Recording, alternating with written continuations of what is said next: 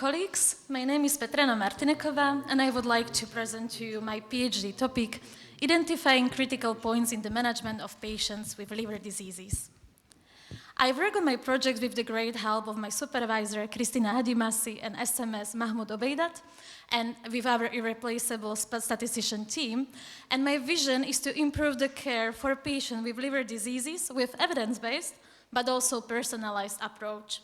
My mission is to investigate the effectiveness of nutrition and micronutrients, as well as early detection of bacterial infection in cirrhotic patients.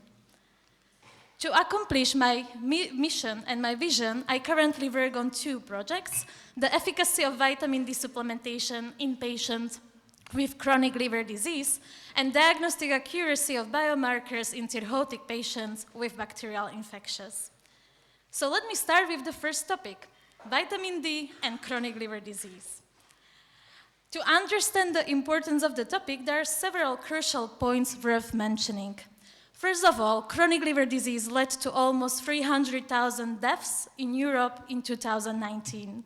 Our patients die prematurely. On average, 2/3 of mortality happens below the age of 65 years. Vitamin D deficiency is very prevalent in our population. It accounts from 50 to 85%, and severe vitamin D deficiency was actually associated with increased all-cause mortality risk in patients with cirrhosis. Apart on the effect of bone and calcium phosphate metabolism, vitamin D also demonstrated anti-inflammatory or anti-fibrotic properties. On the other hand, the vitamin D receptor, which regulates over 200 genes, was localized in various tissues, including liver, pancreas, skeletal muscle, or immune cells. So we ask the question, can vitamin D supplementation improve outcome and survival in chronic liver disease? And to answer this, we use the PICO framework, with intervention being standard of care plus vitamin D, and the control standard of care plus placebo or no additional intervention. We looked for several outcomes, some of them I will present today. We conducted our systematic search November last year using the three main databases and the search kit that consisted of 3 domains, the last one dedicated to randomized controlled trials, as this is the only study design we decided to include in our analysis. And after the careful selection process with my co-investigator, we found 47 eligible articles, plus 1 which was found during the citation chasing. So, our first outcome, we ask if there is any difference regarding the survival rate between the two groups, vitamin D supplemented group and the control group.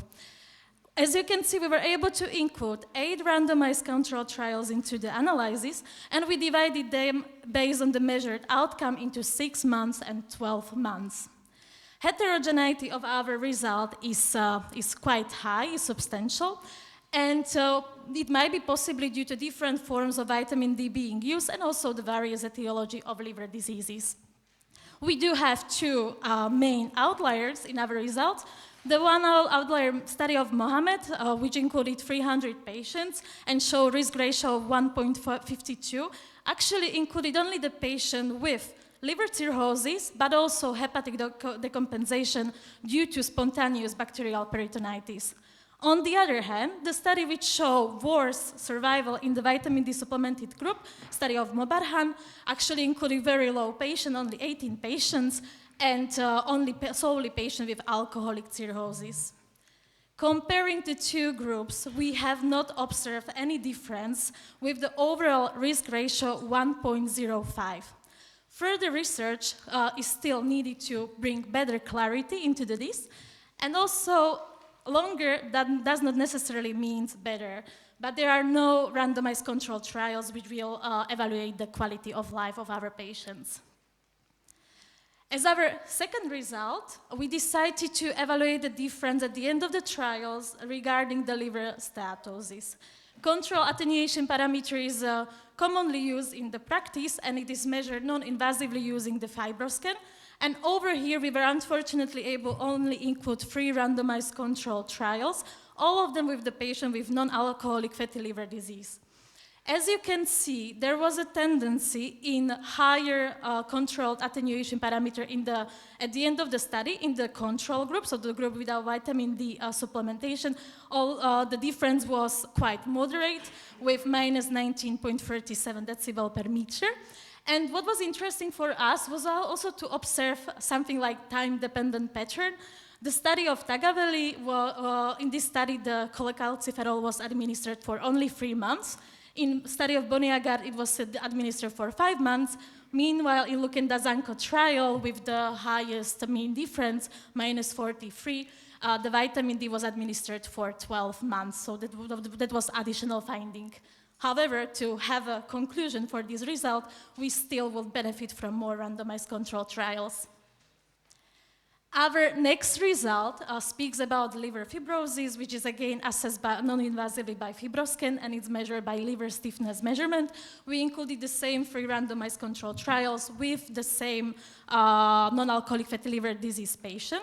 And we see that all 3 trials actually show a higher LSM measurement at the end of the trial in the control group when compared with the vitamin D supplemented group.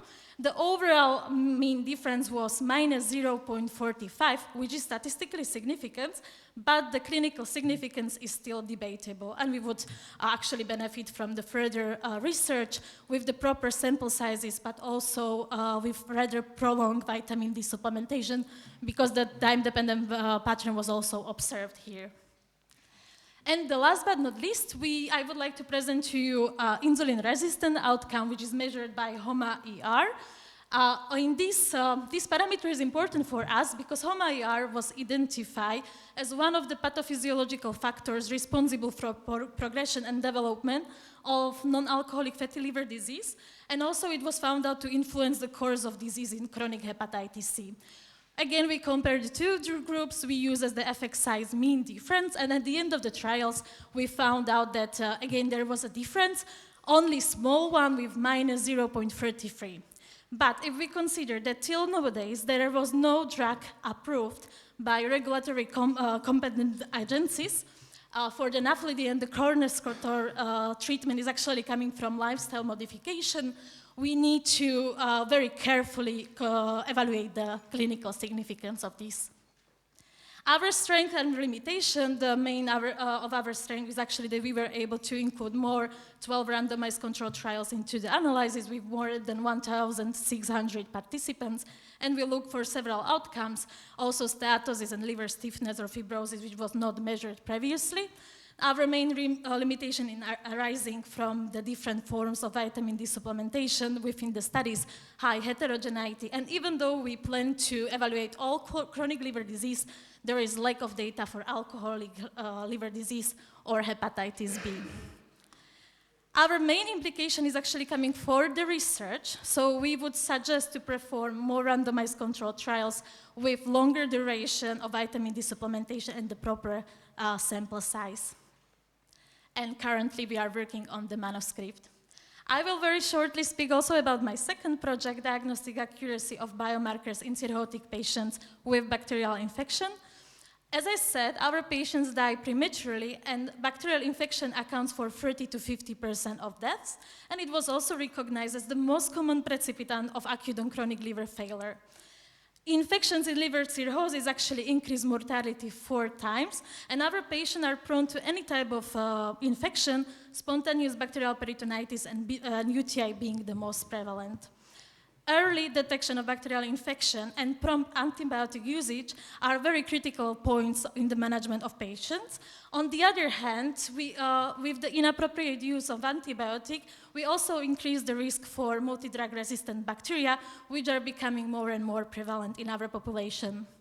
So we asked the question if there is any specific biomarker which is helpful for early detection of bacterial infection, and currently we are going to start the project. In summary, those are my 2 projects, and I plan to submit them in summer this year. And I would conclude my presentation with the quote of Galileo Galilei, who originally said, "Tutte le verità sono facili da capire una volta che sono state rivelate. Il difficile è scoprirle." Or, "All the truths are easy to understand once they are discovered. What is difficult is to discover them. Thank you for your attention.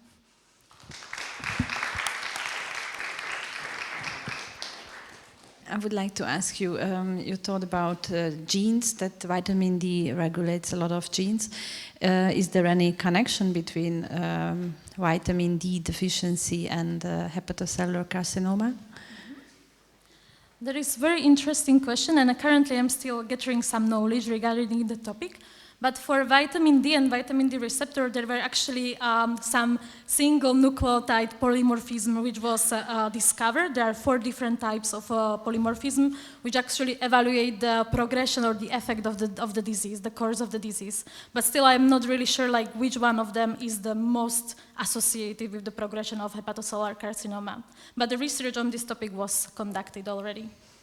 I'm not sure I understood you correctly, so please correct me if I'm wrong, but I think you said that in the studies you included the time frame was different, so dosage wasn't, yeah, okay. So do you think that there's kind of this time dependency, so the longer vitamin D supplementation is given, the better the possible outcome is?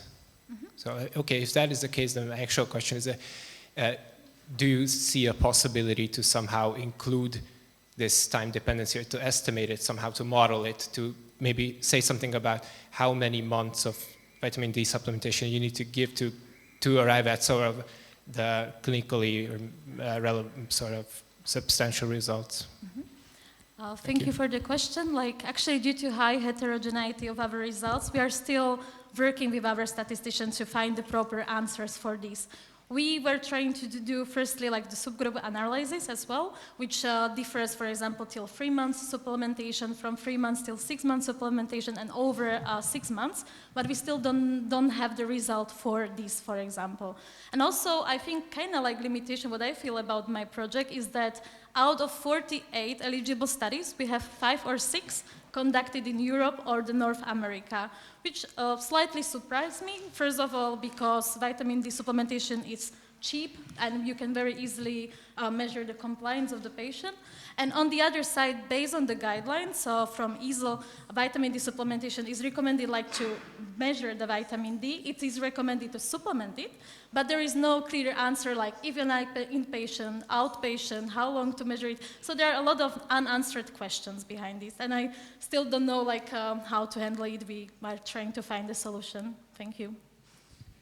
If we are looking into vitamin D levels, there are differences in geographical regions. Mm-hmm. Do you deal with that in northern or southern parts of the world and so on? Mm-hmm. Thank you for that question as well. So far, we have a lot of like subgroup analysis, so I also don't want to like put a lot of pressure on our statistician. And for example, just speaking about the Europe and the studies we have like from Austria, 1 study, from Croatia, 1 study, from Switzerland, and from Germany and Italy. So none of the study is really coming from the north of the Europe. But these geographical differences might be taken into consideration, especially when comparing, for example, female from the Middle East or Asia, where they are covered. So there would be probably some subgroup analysis worth doing. Yes, thank you.